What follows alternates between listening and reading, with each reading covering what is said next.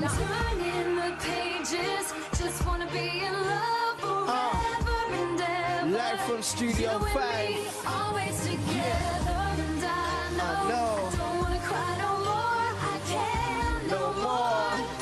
Feels just like I'm falling in love. Feels just like I'm falling in love, Look, listen. Look, I didn't want to fall in love, it's too soon. So where were you educated? I grew up in North London, where I went to school, and then when I left there I went to Vocal Tech College in West London to study with popular music performance. Okay, did you enjoy your time there? Yeah, I did enjoy my time there. I met some amazing people and I learnt a thing or two, but I'd say it was definitely a college for session musicians rather than for artists, so that's the only reason I didn't enjoy it quite as much as I hoped I would. Okay, can I have a brief summary of your employment since leaving full-time education? After leaving college, I took some time out to do the artist thing and worked with a friend that I met there called Rose Hart, who's a rapper, and we did the duo thing and gigged and wrote a lot, recorded a lot, and then I worked in a studio just teaching kids, and I did session work, just doing like radio adverts and backing vocals and demo recordings, and I also did some other stuff for money like bar work and reception work.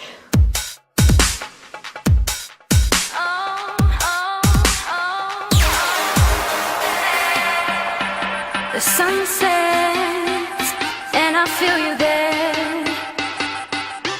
You're holding me close to you all through the night.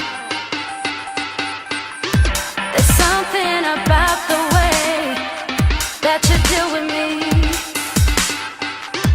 You're giving me everything that I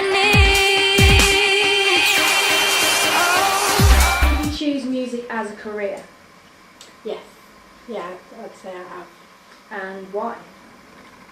I think just because there's nothing else that I enjoy more. I mean, there's other stuff that I like doing, and I would do something else in music as long as it's music related, so writing about music or managing artists or production or something that's music related. As long as it's music related?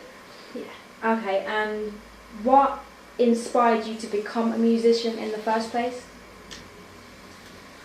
I'd say, well, I grew up around a lot of music. Like, my sisters were always singing at home and they were twins and they could do their little harmony thing, and I was like really competitive and jealous, and I was like, I'm going to learn how to sing. And then my best friend at the time, her auntie was in the London Community Gospel Choir, so we used to go and see them perform, and just their voices were like amazing, and I was like, oh, I want to sing like that. So that inspired me. Are you aware that musicians these days have dual careers, like they have to do more than one thing, not just music? Yeah, I think because there's only a small percentage of people that can make enough money off music, off performance alone, to support a life and everything, I think it's important to have something else that you can have as well. That's not, you know, I hate to say it, but it's like a plan B, isn't it? So, but I think mine will still be music related, definitely. Okay, so if you had a dual career, you think your other one would also be part of music. So you sing, that would be your first and foremost, and then secondly, what would you do? I like music journalism. I like writing about music and reviewing music and giving my opinion, and because I like reading about music as well. So probably that. Okay. And what would you say the best and the worst aspect of being a musician is? It's a hard one. I'd say the best thing is just being able to do what I love. I mean, that's a bit of I wouldn't do it if that wasn't the best. The best part is doing it, isn't it? And I'd say the worst part is the pressure and the like compromise between what maybe you might want to do something one way, but you'd make more money if you do it another way. And you have to choose between selling out and doing it for the money or doing it for yourself, which obviously, unless you've got something else that's making you money, you've got to do the other way. Conform. Yeah. What is a typical day in the life of Gudrun Eden like? Well, right now it's quite busy. I'm at uni, so I'm studying. I'm working and doing various work experience. Writing lots of music.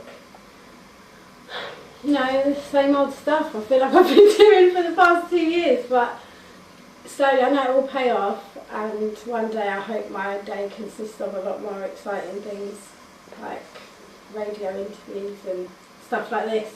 Yeah. What specifically satisfies you and challenges you? I'd say the same thing satisfies me and challenges me equally as writing. I think it's hard.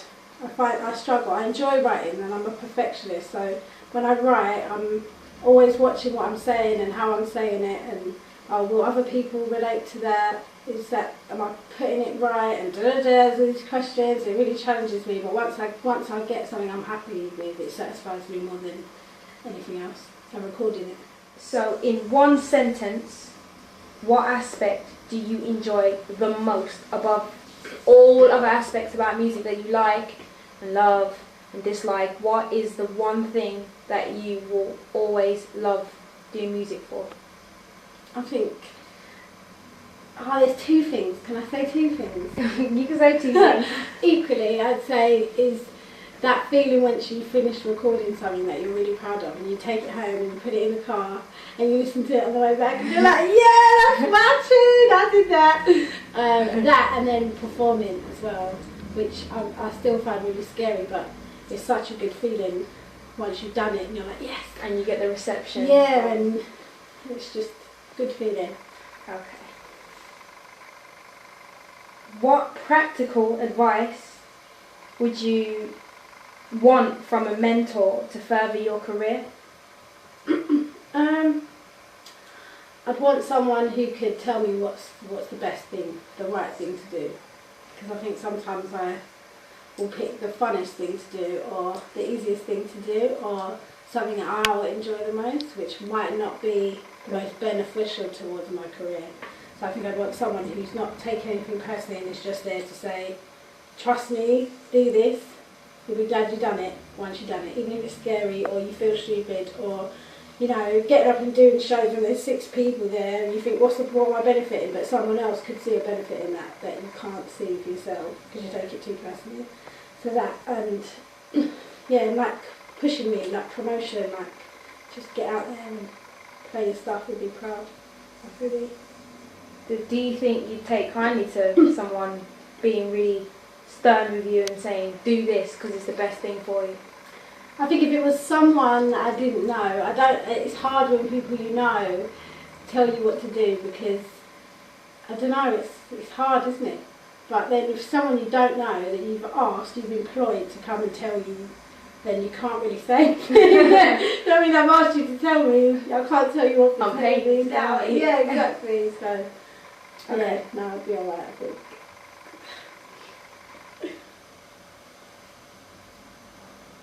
So going back to college, vocal tech, how did it benefit your career, your chosen career? So how has it benefited you professionally? I think a lot has come from the people I've met from there, and just the people I've worked with since leaving, and that there's just sort of grown. There's like a tree of links and connections, and most of them started from the people I met at vocal tech. So that massively. And then I guess performance, like they got us on stage every week, even if we were singing covers, and they tried to tell us to sing it exactly as the original, and you know, stylistic, you can't change it, which was the biggest frustration. I think just getting us up on stage and performing made me a lot more confident to perform now. Now, what advice would you give to a student leaving school now about life and the ways of the world in relation to being a musician or an artist? Or I'd say, yeah, you need to be yourself, and you need to be proud of who you are, and don't question it too much. Don't say, oh, I don't want to be like that anymore.